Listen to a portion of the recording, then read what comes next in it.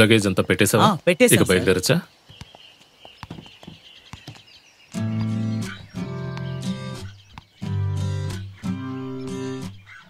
ఎప్పుడూ పని మీదే ధ్యాస ఉండకూడదండి.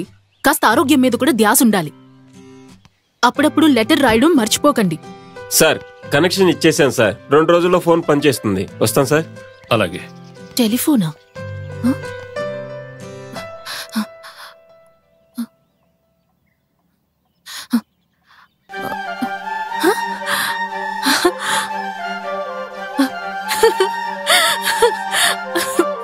రే బంటి, బాగా చదువుకోవాలి, సరేనా? ఎప్పుడూ ఆడుతూ ఉండకూడదు, అమ్మని ఇబ్బంది పెట్టకూడదు.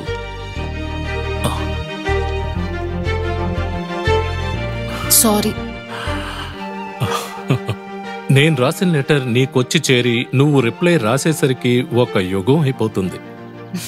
నువ్వు నన్ను చాలా మిస్ అవుతావు కదా, అందుకే నీకు ఫోన్ గిఫ్ట్ గా ఇచ్చాను.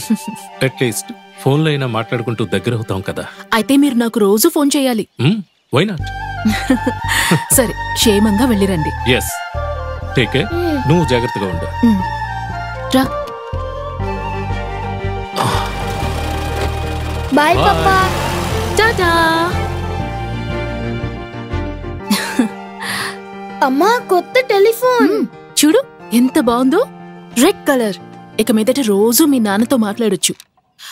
ఇంకా కనెక్షన్ ఇవ్వలేదు, కానీ ఎంత బాగుందో. అమ్మగారు, ఏటమ్మా ఇది?